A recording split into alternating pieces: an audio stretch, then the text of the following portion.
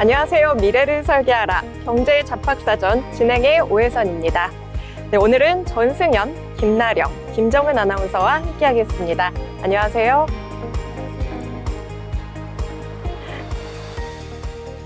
네. 간밤 글로벌 증시는 여전히 조심스러운 흐름을 이어갔습니다. 미국 증시는 주요 지수가 약세로 마감하며 기술주 중심으로 차익 실현 매물이 출회되는 모습이었는데요. AI와 반도체에 대한 중장기 기대는 유지되고 있지만 단기적으로는 밸류에이션 부담과 실적 확인 심리가 시장의 부담으로 작용했습니다. 네, 이 같은 분위기는 국내 증시에도 전해졌는데요. 코스피와 코스닥 모두 방향성을 잡지 못한 채 종목별로 등락이 엇갈리는 흐름을 보였고요. 일부 이슈를 둘러싼 기대와 실망이 교차하며 변동성이 다소 확대됐습니다. 네, 주식시장뿐 아니라 글로벌 채권과 원자재 시장 역시 최근 급등 이후 숨고르기 국면에 들어선 모습입니다. 네, 시장이 전반적으로 속도 조절에 나선 상황이었는데요. 이처럼 조정이 나타나는 국면에서는 막연한 낙관이나 불안보다는 지금 피해야 할 흐름과 끝까지 지켜봐야 할 기회를 구분하는 전략이 중요해집니다. 네, 오늘 경제잡학사전과 함께 이 시장 흐름을 어떻게 봐야 할지 차분하게 짚어보겠습니다. 네, 먼저 간밤 미국 증시 마감 상황부터 살펴보겠습니다. 전승연 아나운서 전해주시죠. 네, 미국 증시 마감 시황 전해드리겠습니다. 간밤 뉴욕 증시는 투자 심리가 빠르게 회복되며 3대 지수 모두 강세로 마감했습니다. 트럼프 미국 대통령이 그린란드 병합 문제를 무력 충돌이 아닌 협상으로 풀겠다고 밝히면서 시장을 짓누르던 지정학적 불확실성이 완화됐고요. 이를 매수 기회로 삼는 이른바 타코 트레이드가 이틀째 이어졌습니다. 지수부터 보면 다우지수는 전일 대비 0.63% 상승한 49,000선, S&P 500 지수는 0.55% 오른 6,913, 나스닥 종합지수는 0.91% 상승한 23,000선으로 거래에 마쳤습니다. 특히 기술주와 소비 관력 종목을 중심으로 저가 매수세가 유입되면서 시장 전반의 분위기를 끌어올렸습니다. 다음으로 히트맵 보겠습니다. 히트맵으로 보면 오늘 뉴욕 증시는 빅테크와 소비 커뮤니케이션 sek터 중심의 반등이 뚜렷하게 나타난 하루였습니다. 먼저 기술주를 보면 마이크로소프트가 1%대 상승, 애플도 소폭 강세를 보이며 대형 기술주 전반이 지수 하단을 받쳐줬습니다. 특히 눈에 띄는 종목은 메타입니다. 메타는 5% 넘게 급등하며 오늘 히트맵에서 가장 진한 초록색을 보여줬고요. 알파벳과 아마존도 나란히 상승하며 커뮤니케이션 인터넷 소비 섹터의 중심 역할을 했습니다. 반도체 쪽은 종목별로 온도차가 나타났는데요. 엔비디아는 상승 흐름을 이어갔지만 브로드컴과 일부 장비주는 차익 실현 매물로 약세를 보이며 선별적인 흐름이 나타났습니다. 소비주에서는 테슬라가 4% 넘게 급등하며 소비 심리 회복 기대를 반영했고요. 반면 월마트와 코스트코 등 필수 소비재는 약세를 보이며 자금이 다시 성장주로 이동하는 모습이었습니다. 금융주는 전반적으로 큰 방향성 없이 혼조세를 보이며 오늘 장에서는 상대적으로 존재감이 제한적이었습니다. 정리해보면 간밤 뉴욕 증시는 정책 불확실성 완화 속에 타코 트레이드가 이어지며 빅테크와 소비 커뮤니케이션 섹터를 중심으로 안도 랠리가 펼쳐진 하루였습니다. 다만 반도체와 금융 등에서는 종목별로 차별화가 뚜렷해지며 지수 상승 속에서도 선별 장세가 강화되고 있다는 점은 함께 짚어볼 필요가 있겠습니다. 다음으로 글로벌 뉴스 보겠습니다. 그린란드 주민들이 전통적인 사냥과 자급자족 문화를 바탕으로 불확실한 정세 속에서도 차분한 대응을 보이고 있습니다. 외딴 지역 주민들은 술록과 물개, 대구 등을 비축하며 외부 공급망에 대한 의존도를 낮추고 있는데요. 이에 따라 그린란드 정부는 주민들에게 최소 5일치 식수와 식량을 확보하라는 위기 대비 권고안을 최근 발표했습니다.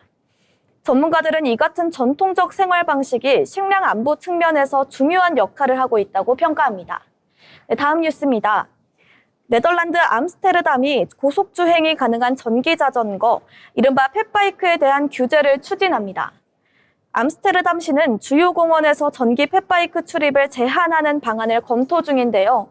일부 모델이 시속 50km 이상 주행할 수 있어 보행자 안전 우려가 제기된 데 따른 조치입니다. 당국은 보행자와 자전거 이용자의 공존을 위한 추가 대책을 마련하겠다고 밝혔습니다. 다음 뉴스입니다. 미국이 가자지구를 전면 재건하는 신가자지구 개발 구상을 공개했습니다. 트럼프 대통령은 다보스 행사에서 주거단지와 산업시설, 해안개발을 포함한 재건 구상을 소개했습니다. 미국은 이를 중장기 지역 안정화를 위한 외교 평화 이니셔티브의 일환으로 설명했습니다. 다만 재원 조달과 주민 거주 대책 등 구체적인 실행 방안은 아직 제시되지 않았습니다. 다음으로 종목별 뉴스 전해드리겠습니다. 마이크로소프트가 올해 기업 소프트웨어 예산 증가와 AI 인프라 수요 확대 속에서 클라우드와 생성형 AI 제품의 시장 점유율 확대 기대가 커지고 있습니다. 최근 모건 스탠리의 기업 CIO 조사에서 응답자의 약 92%가 향후 12개월 동안 마이크로소프트의 생성형 AI 제품을 사용할 것으로 나타났고요. 기업 애플리케이션 작업의 절반 이상이 애저 클라우드에서 운영되고 있다고 보고됐습니다.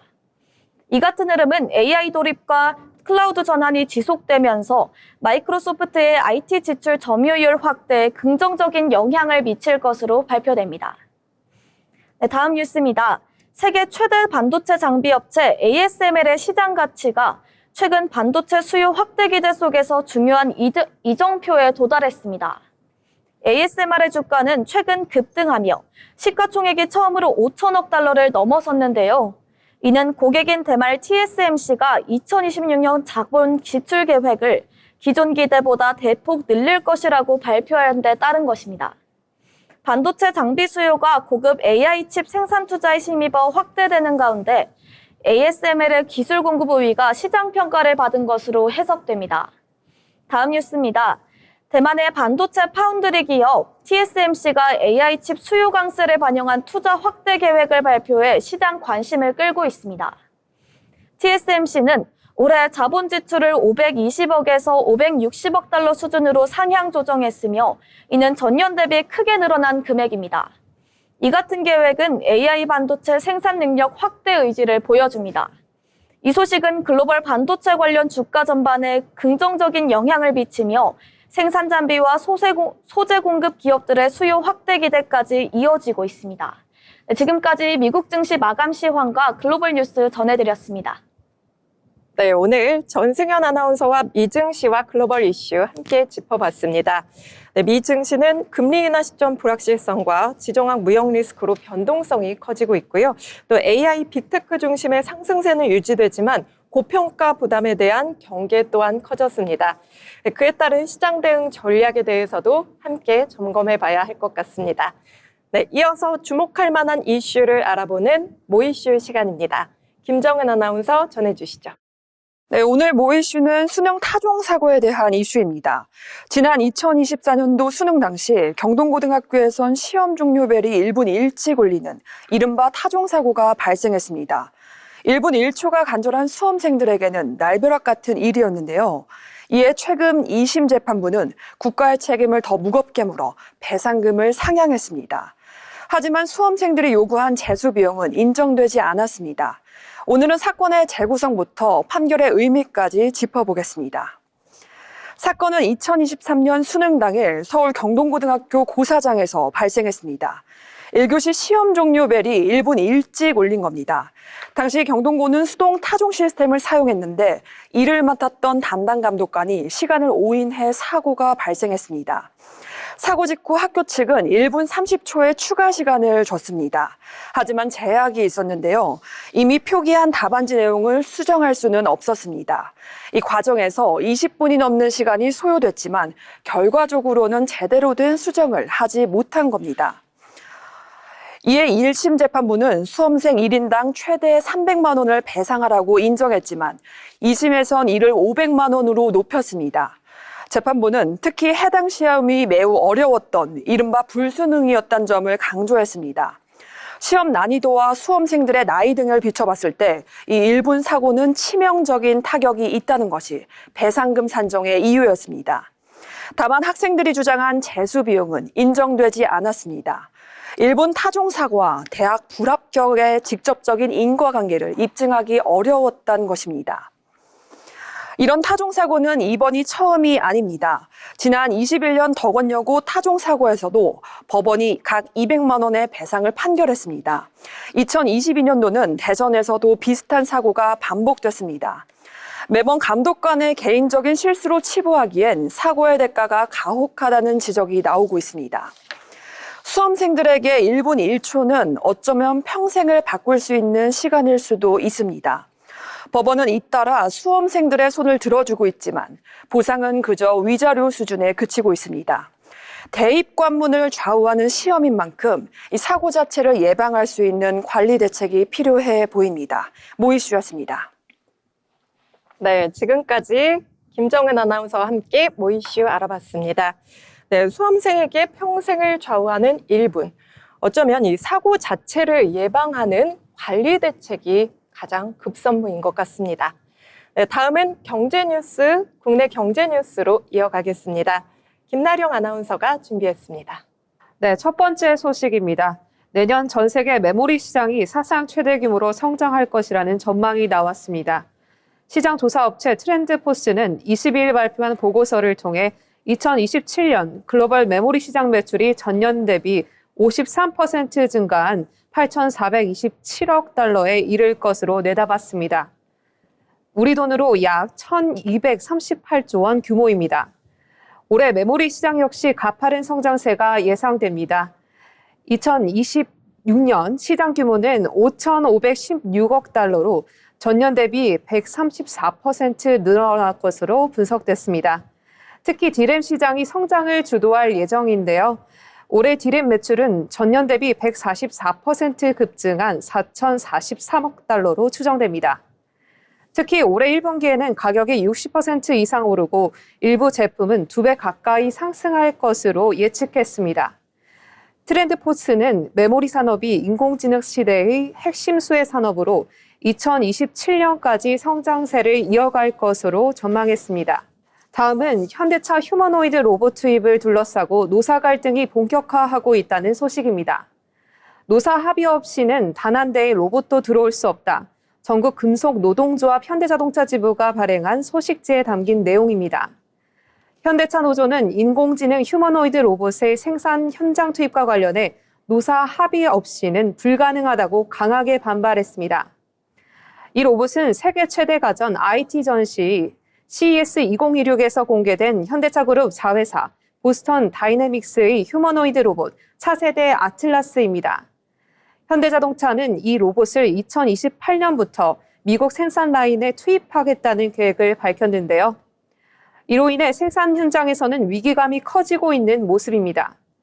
노조는 인건비 절감을 위한 인공지능 로봇 투입이 가시화하고 있다며 노사 합의 없는 신기술 도입은 단 한 대의 로봇도 현장에 들어올 수 없다는 점을 명심하라고 밝혔습니다.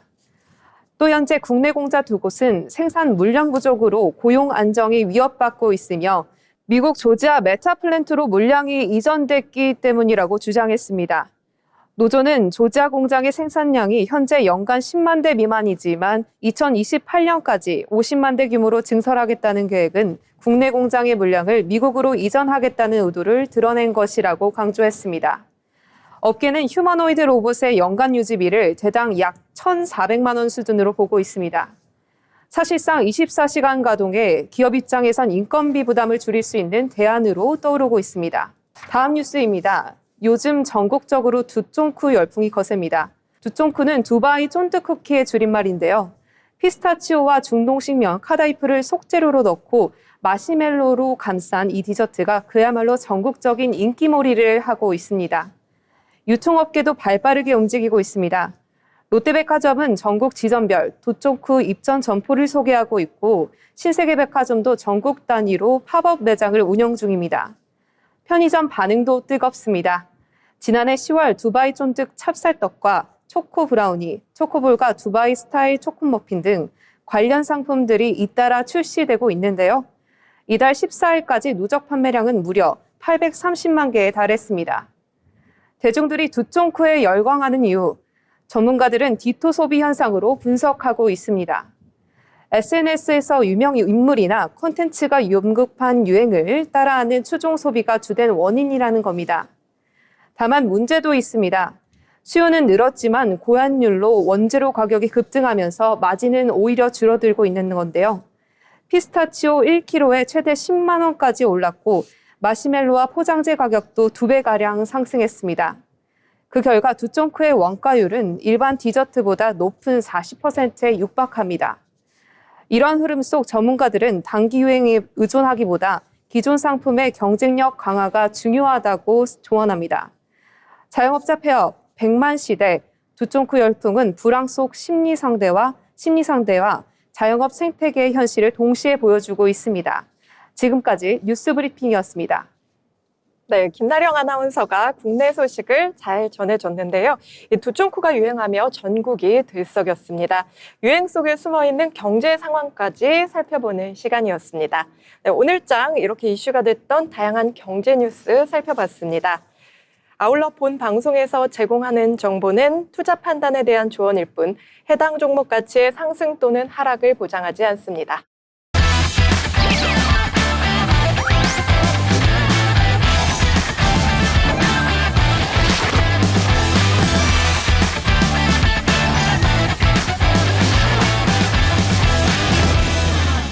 네, 이번 시간 부자가 되고 싶은 아나운서들이 모여 주식 이야기, 경제 이야기를 나눠보는 시간입니다. 네, 먼저 김정은 아나운서가 국내 증시 마감 상황 정리해 주시겠습니다. 정리해 주시죠. 금요일 마감 시황 시작하겠습니다. 코스피가 출범한 이후 무려 43년 만에 장중 5,000포인트를 2거래일 연속 경신했습니다. 반도체와 피지컬 AI 관련 기업들의 실적 기대감이 더해진 것 때문인데요. 지수가 1000포인트대마다 이 심리적인 저항 구간이 발생하긴 했지만 결국 우리 시장 잘 극복해내고 있습니다. 또한 로봇 모멘텀이 유효한 가운데 로봇용 배터리 공급 기대감이 더해지며 2차 전지 수요도 이어지고 있습니다. 오늘 시장에 이슈가 굉장히 많은데 차트와 함께 체크해 보겠습니다. 먼저 코스피 체크해 보겠습니다. 상승 흐름 계속해서 이어가면서 장중 고점 5,021포인트를 기록하기도 했었는데요. 다소 후반부로 갈수록 흔들리긴 했지만 결국 4,990포인트 지켜내며 거래 마감했습니다. 수급에서는 개인이 7천억 원 가까이 덜어냈지만 이 기관과 외국인의 각자 4,900억 원, 또 1,300억 원 담아내는 모습 살펴볼 수 있겠습니다. 코스닥도 같이 살펴보겠습니다. 네, 오늘 코스닥 장 후반으로 갈수록 낙폭을 굉장히 크게 확대하면서 2%대 오르며 마감했습니다. 곧 1000포인트를 앞두고 있는데요. 9,903포인트에 거래에 마쳤습니다. 수급에선 개인이 1조 가까이 물량을 덜어내기도 했지만 이 기관과 외국인의 사자세의 지수가 상승을 이끌어갔습니다. 이어서 시가총액 상위 종목 체크해 보겠습니다. 코스피는 전반적으로 혼조 양상을 보이고 있습니다. 특히 삼성전자 같은 경우에는 거래 대금이 900억 원 가까이 이동하는 모습이었는데요. 음봉 마감했지만 그래도 15만 원 선 지켜내며 거래 마쳤습니다. 자동차 종목들은 빠지고 있습니다. 오늘 현대차와 기아 굉장히 큰 폭으로 빠지고 있는데요. 현대차 3.59% 하락하면서 51만 원 선의 종가 형성했습니다. 기아도 마찬가지로 3%대 하락하면서 15만 9천 원 선의 거래에 마쳤습니다. 다만 원전주는 그나마 잘 버티고 있는 모습인데요. 두산 에너빌리티 9만 3,300원 선에 오늘 종가 형성했습니다. 이어서 코스닥도 같이 살펴보겠습니다. 네, 오늘 코스닥은 전체가 빨간불입니다. 전체가 상승한 거 쉽지 않은데요. 오늘 살펴보면 바이오, 특히 제약과 바이오 종목들의 힘이 굉장히 좋습니다. 알테오젠을 필두로 ABL과 삼천당, 리가캠 같이 세 가지 종목들이 다 10%대 넘게 상승했습니다. 또한 로봇주도 굉장히 힘이 좋습니다. 로봇에 힘입어 2차 전지에도 수급이 강하게 쏠린 하루였는데요. 오늘 외인이 가장 많이 담은 종목 레인보우 로보틱스입니다. 7.58% 상승하면서 54만 원 선 목전에 거래 마감했습니다. 네, 2차 전지 종목도 오늘 상승 흐름 좋습니다. 에코프로 형제들 나란히 상승했는데요.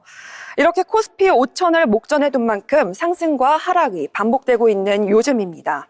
오늘 개별 종목의 이슈는 큰 이슈가 있어서 상승과 하락이 이어졌다기보단 그간 낙폭을 보였던 종목의 저가 매수세가 유입된 것으로 풀이되는데요. 내일도 오늘같이 상승의 온기가 이어지길 바랍니다. 마감 시황이었습니다. 네, 김정은 아나운서와 함께 마감 시황 살펴봤는데요. 그럼 오늘 장에서 또 어떤 종목들이 주목받았는지 살펴봐야겠죠. 먼저 전승현 아나운서가 가져온 특징주 살펴보겠습니다. 어떤 종목 가져오셨을까요? 네, 로봇 산업 성장 기대감이 주가를 끌어올리고 있는데요. 라이다 센서를 개발 공급하는 코스닥 상장사죠. SOS랩입니다. SOS랩은 현대차 로보틱스랩의 라이다 센서 공급을 시작했다는 소식에 하반기 흑자 전환 기대가 커지며 시장의 주목을 받고 있습니다. 증권가에 따르면 SOS랩은 현대차 로보틱스랩이 개발한 로봇 모빌리티 플랫폼 모브이디의 라이다를 공급하고 있습니다. 모브이디는 연간 1000에서 2000대 수준의 생산이 예상되며 한 대당 2개의 라이다가 탑재되는 구도입니다.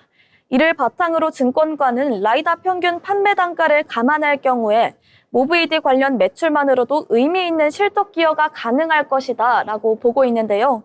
또 현대차의 차세대 로봇 플랫폼 플러드 역시 올해 하반기부터 생산이 확대될 것으로 전망되면서 추가 성장 동력으로 꼽히고 있습니다. 이와 함께 글로벌 기업들과의 라이다 공급 논의도 진행 중인 것으로 전해졌는데요. 이런 상황 속에 오늘 SOS랩 차트 한번 보고 가겠습니다. 오늘 SOS랩 23,400선으로 시작했다가 장중 한때 28,700까지 찍은 뒤 종가 11% 넘게 상승한 24,800선에 마감했습니다. 네, 전승현 아나운서가 가져온 특징주 SOS랩 함께 알아봤습니다. 이어서 다음 특징주 소개하겠습니다. 네, 이번 특징주는 제가 하나오션을 짚어봤는데요. 네, 하나오션주, 네, 조선주 강세 흐름 속에서도 하나오션도 오늘 의미 있는 상승 흐름을 보였습니다. 하나오션은 장중 매수세가 이어지며 조선업종 전반의 강세를 이끌며 상승 마감했습니다. 네, 고부가 가치 선박 중심의 수주 환경 개선 기대가 주가에 반영된 것으로 보입니다. 특히 LNG선 운반선과 해양특수선 등 수익성이 높은 선종 중심으로 수주가 이어질 것이라는 전망이 나오면서 중장기 성장성에 대한 기대가 다시 부각됐습니다. 네, 다만 주가 반등 이후에는 추가 수주 소식과 실적 흐름이 다음 방향성을 결정할 핵심 변수로 꼽히고 있습니다. 시장에서는 조선 업황 회복이 실적으로 이어질 수 있을지 주목하고 있습니다. 네, 이어서 김나령 아나운서가 다음 특징주 전해주겠습니다. 네, 오늘의 다른 특징주는 슈프리마입니다. 슈프리마는 생체 인식 기반 보안 솔루션 기업으로 지문, 얼굴 인식 등 바이오 인식 기술을 활용한 출입 통제와 보안 시스템을 주력으로 하고 있는 코스닥 상장사입니다. 오늘 이 기업 주가가 30% 오른 상한가를 기록했는데요. 이는 슈프리마가 현대자동차 그룹의 핵심 파트너로 부각될 수 있다는 전망이 나오면서 투자 심리가 크게 몰린 영향으로 풀이됩니다. 증권가에서는 슈프리마가 현대차 로보틱스랩과의 협력 관계를 기반으로 로봇 친화 빌딩과 스마트 인프라 분야에서 보안 파트너로서 역할이 확대될 가능성에 주목하고 있습니다. 특히 사람과 로봇을 동시에 인식 통제할 수 있는 차세대 무인 보안 솔루션 경쟁력이 부각되면서 현대차의 로봇 스마트 팩토리 전략과 맞물린 중장기 성장 기대가 주가에 반영되고 있다는 모습입니다. 이어서 슈프리마의 차트 흐름도 한번 살펴보겠습니다. 오늘 슈프리마는 38,200원의 거래를 시작해 종가 46,050원으로 마감했습니다.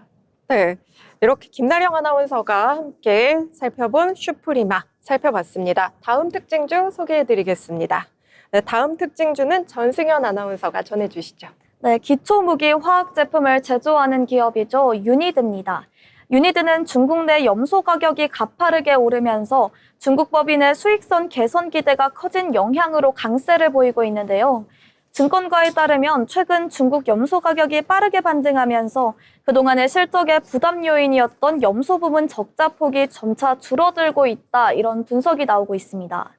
유니드 중국법인은 지난해 전반 상업인 PVC 업황 부진과 낮은 가동률 영향으로 영업이익이 전년 대비 감소하는 어려움을 겪어왔는데요. 하지만 최근 연소 가격이 상승 흐름이 이어지면서 실적 회복 가능성이 가시화되고 있다는 평가입니다. 여기에 가성칼륨과 탄산칼륨 등 주요 제품 가격도 비교적 견조한 흐름을 보이면서 전반적인 수익 구조 개선 기대를 높이고 있습니다. 증권가에서 이번 염소 가격 급등이 단기적인 주가 반등을 넘어 유니드의 실적 턴어라운드를 알리는 중요한 변곡점이 될 수 있다고 보고 있습니다. 이런 가운데 오늘 유니드 차트 한번 보고 가겠습니다. 유니드 오늘 75,800선에 시작했고요. 장중 한때 85,000선까지 찍었다가 종가 3% 넘게 상승한 77,700선에 장 마감했습니다. 네, 전승현 아나운서가 전해준 유니드 함께 살펴봤습니다. 자, 이제 마지막 특징주 전해드리겠습니다. 네, 마지막 특징주는 제가 뽑은 현대건설입니다. 네, 오늘 시장에서 강한 움직임을 보인 종목 현대건설. 네, 현대건설은 오늘 장에서 5% 가까운 급등세로 장을 마감했습니다. 이번 상승은 글로벌 인프라와 에너지 관련 대형 수주 기대가 다시 부각된 영향으로 풀이됩니다. 네, 중동과 북미를 중심으로 플랜트와 인프라 발주 가능성이 거론되면서 대표 EPC 기업인 현대건설에 대한 투자 심리가 개선됐습니다. 특히 LNG 플랜트와 정유화학 설비 등 고부가 가치 프로젝트에서의 경쟁력이 재조명되며 최근 주가 조정 이후 저가 매수세가 유입된 모습입니다. 시장에서는 이번 급등이 중장기 수주 모멘텀으로 이어질 수 있을지에 대한 관심이 이어지고 있습니다. 네, 여기에 외국인과 기관 수급이 함께 유입되며 주가 상승을 뒷받침했습니다. 네, 이렇게 해서 특징주 소개하는 시간 가져봤는데요. 오늘 다양한 종목들 소식 전해드렸는데 저희가 전해드리는 소식 참고하셔서 투자 포트폴리오 잘 구성하시기 바랍니다. 네, 이어서 시장의 트렌드를 알아보는 마켓 트렌드 시간입니다. 네, 이라윤 아나운서가 준비했습니다. 전해주시죠. 네, 마켓 트렌드 시간입니다. 요즘 시장에서 조용하지만 가장 강하게 움직이는 섹터가 있습니다. 바로 원자재 시장인데요. 주식이 기업의 실적을 본다면 원자재는 전 세계 경제 체온을 그대로 보여주는 역할을 하고 있습니다. 오늘은 이 원자재 섹터가 왜 다시 주목받고 있는지 그리고 어떤 포인트를 봐야 하는지 정리해 드리겠습니다. 네, 먼저 원자재는 크게 에너지, 금속, 농산물로 나뉩니다. 대표적으로 유가, 구리, 금, 철광석, 곡물과 같은 자산들이죠. 이 자산들은 기업 실적보다도 글로벌 경기, 금리, 지정학 리스크에 훨씬 민감하게 반응합니다. 그래서 원자재가 움직이면 경기가 변하고 있다는 신호로 해석하는 경우가 많습니다. 네, 최근 원자재 시장이 다시 주목받고 있는 가장 큰 이유는 세계 경제가 침체냐, 연착륙이냐의 갈림길에 있기 때문인데요. 경기가 살아난다면 구리, 철강, 원유 같은 원자재 수요가 늘어나고 반대로 불확실성이 커지면 금 같은 안전자산 성격의 원자재가 강해집니다. 즉 원자재는 지금 시장 심리를 가장 솔직하게 보여주고 있는 지표입니다. 네, 특히 많이 언급되는 자산이 두 가지가 있습니다. 바로 유가와 구리입니다. 유가는 중동 정세, 오펙 정책, 인플레이션과 직결되고 구리는 전기차, AI 데이터 센터, 인프라 투자와 연결돼 경기 선행 지표 역할을 합니다. 그래서 시장에서는 구리는 경기를 말해주고 유가는 리스크를 나타낸다 이렇게 표현하고 있습니다. 네, 그렇다면 왜 투자자들이 이 원자재에 다시 관심을 가질까? 가장 큰 이유는 인플레이션 해지입니다. 물가가 다시 오를 가능성이 남아있는 상황에서 원자재는 화폐 가치 하락에 대비하는 자산이 될 수 있기 때문인데요. 또 주식과 다른 흐름을 보이는 경우가 있어서 포트폴리오 분산 효과도 기대할 수 있겠습니다. 네, 반면 원자재의 단점도 분명합니다. 가격 변동성이 크고 정치적 이슈나 날씨, 정치 한마디에 크게 움직입니다. 그래서 단기 투기보다는 시장 흐름을 읽는 보조 지표로 활용하는 게 더 적절하겠습니다. 네, 정리해보면 원자재는 단순한 투자 대상이 아니라 세계 경제의 방향을 미리 보여주는 신호등 같은 존재인 거죠. 지금 원자재 시장을 보면 지금도 여전히 긴장과 기대 사이에서 균형을 잡아 나가고 있습니다. 네, 원자재가 움직이면 그 뒤에 주식과 환율, 금리가 따라 움직이는 경우가 많기 때문에 항상 한 발 먼저 체크해 볼 필요가 있겠습니다. 지금까지 마켓 트렌드였습니다. 네, 이라윤 아나운서가 전해준 마켓 트렌드 만나봤습니다. 네, 이어서 기업에 대해 알아보는 기업 사전 시간입니다. 김나령 아나운서가 준비했는데요. 네, 김나령 아나운서 소개해 주시죠. 네, 오늘 함께 살펴보실 기업은요. 단일 게임의 성공을 넘어 글로벌 엔터테인먼트 IP 기업으로 확장 중인 기업 크래프톤입니다. 2007년 설립된 크래프톤은 다수의 독립게임 스튜디오가 연합한 구조로 운영되는 글로벌 게임 회사입니다. 한국을 기반으로 출발했지만 현재는 북미, 유럽, 아시아 등 글로벌 시장의 무대로 사업을 전개하고 있습니다. 각 스튜디오는 개발 자율성과 창의성을 보장받으면서도 크래프톤이라는 하나의 브랜드 아래 기술과 비전을 공유하는 방식으로 움직이고 있는데요. 이 구조의 특징은 개별 스튜디오가 독립적으로 게임을 개발하면서도 공통의 기술 인프라와 운영 노하우를 공유하고 있다는 점입니다. 이를 통해 획일적인 대형 조직이 아니라 각기 다른 색깔을 가진 스튜디오들이 장기적으로 창작을 이어갈 수 있는 환경을 구축하고 있습니다. 이러한 구조는 단기간 성과보다 지속적인 창작과 IP 축적을 중시하는 창작 중심 조직으로서 크래프톤의 정체성을 잘 보여줍니다. 크래프톤을 대표하는 IP는 단연 배틀그라운드입니다.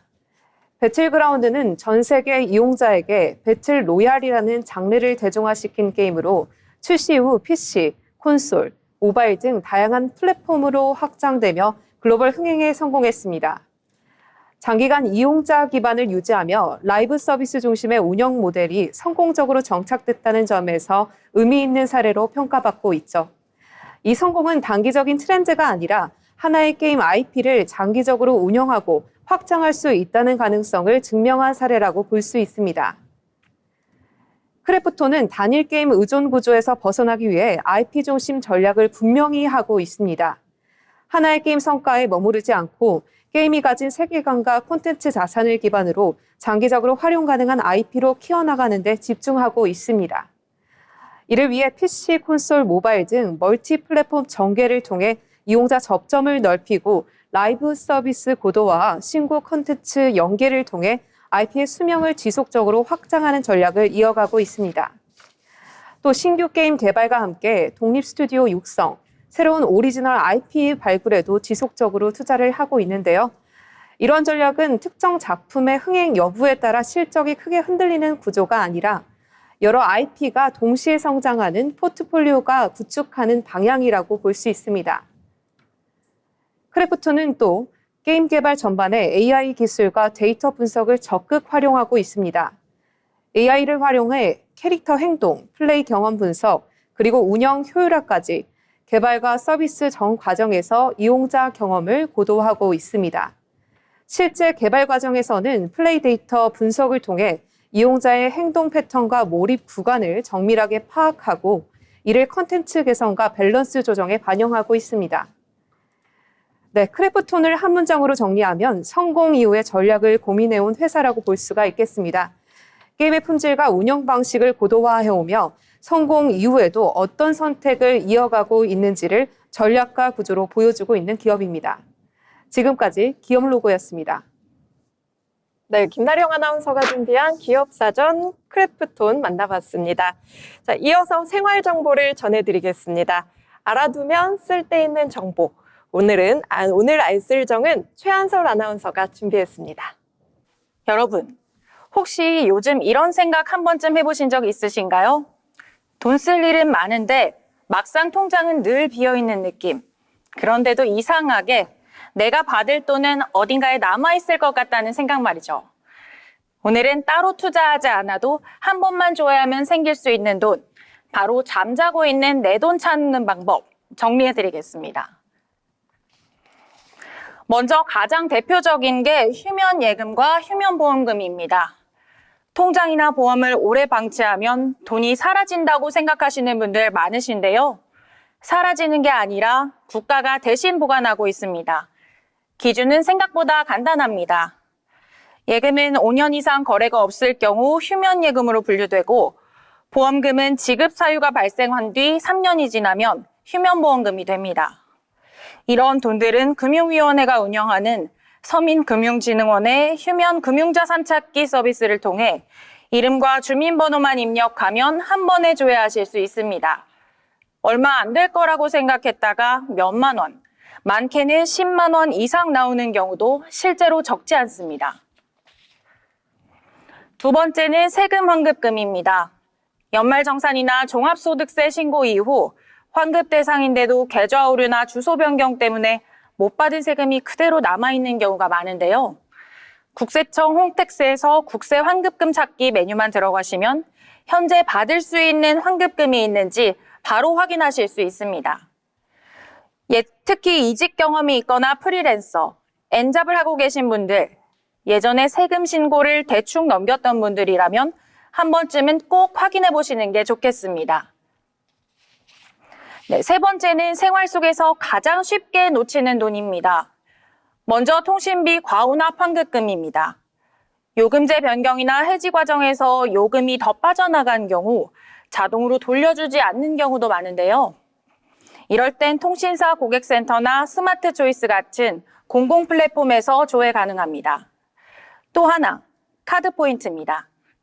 카드사마다 흩어져 있던 포인트는 이제 카드 포인트 통합 조회 서비스를 통해 현금으로 계좌 입금까지 가능합니다. 포인트 얼마 안 되겠지 하고 넘겼다가 막상 조회해보면 생각보다 쌓여있는 경우 꽤 많습니다.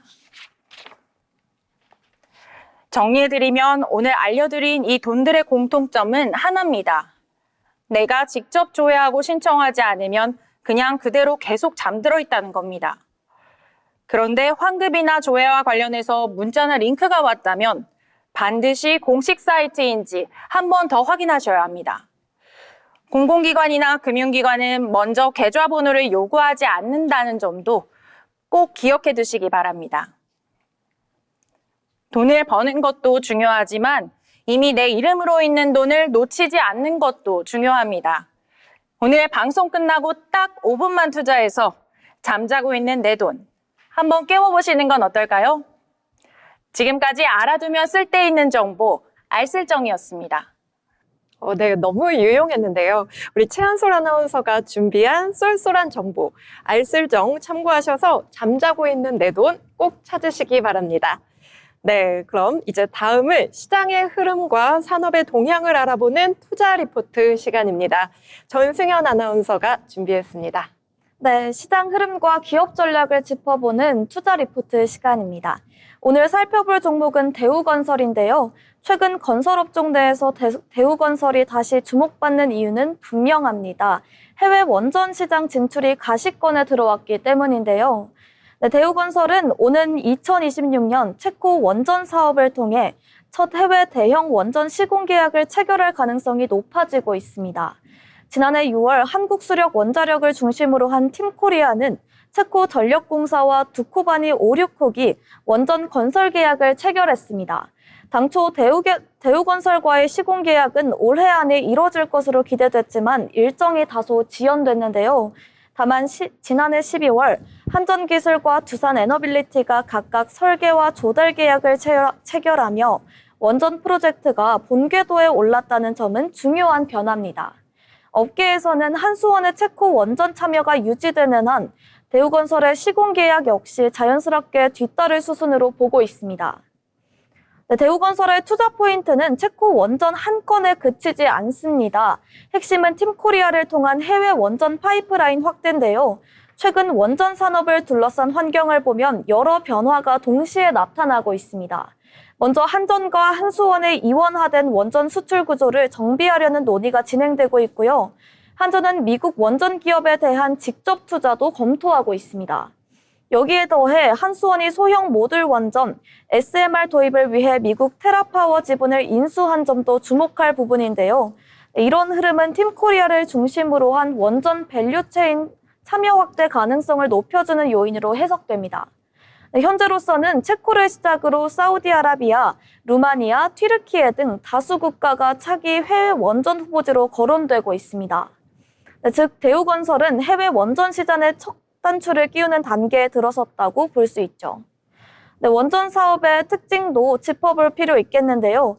팀코리아 방식의 원전 수주는 민간 단독 사업에 비해 마진이 폭발적으로 크지는 않지만 대신 수익 안정성이 높다 이런 장점이 있습니다. 대우건설은 설계나 연료 공급이 아닌 시공 중심으로 참여하기 때문에 사업 범위는 제한적이지만 리스크 관리 측면에서는 오히려 긍정적이라는 평가 또한 나오고 있는데요. 특히 이번 체코 원전은 대우건설의 해외 원전 분야에서 첫 실질적인 성과가 될 수 있다는 점에서 의미가 큽니다. 네, 증권가는 대우건설에 대해 목표 주가를 기존 5,400원에서 6,500원으로 상향하며 건설 업종 내 차선호주 의견을 제시하고 있습니다. 최근 주가가 빠르게 올랐지만 여전히 액면가 수준을 밑돌고 있어 밸류에이션 부담을 논하기엔 이르다는 평가가 나오고 있고요. 2026년 기준 대우건설의 주가 순자산 비율 PBR은 약 0.44배로 주가 중심 건설사 평균과 현대건설 대비로도 여전히 낮은 수준입니다. 물론 글로벌 원전 시장에서 현대건설 대비 SMR 기대감이나 북미 유럽 진출 측면에서는 한계도 존재하는데요. 다만 시장은 지금 완성형 기업보다 새로운 성장 스토리를 만드는 기업에 프리미엄을 주고 있습니다. 네, 정리해보면 대우건설은 해외 원전 시장이라는 새로운 성장축에 본격적으로 진입하고 있습니다. 체코 원전은 단일 프로젝트를 넘어 향후 해외 원전 수주 확대의 출발점이 될 가능성이 큰데요. 주택 경기 변동성 속에서 대우건설이 원전이라는 장기 성장 스토리를 얼마나 안정적으로 이어갈 수 있을지 시장의 시선이 모이고 있습니다. 지금까지 대우건설 투자 리포트였습니다. 네, 전승현 아나운서가 준비한 투자 리포트 함께 만나봤습니다. 네, 오늘 브리핑이 투자 판단에 도움이 되시길 바라면서 투자 리포트였는데요. 아울러 본 방송에서 제공하는 정보는 투자 판단에 대한 조언일 뿐 해당 종목 가치의 상승 또는 하락을 보장하지 않습니다.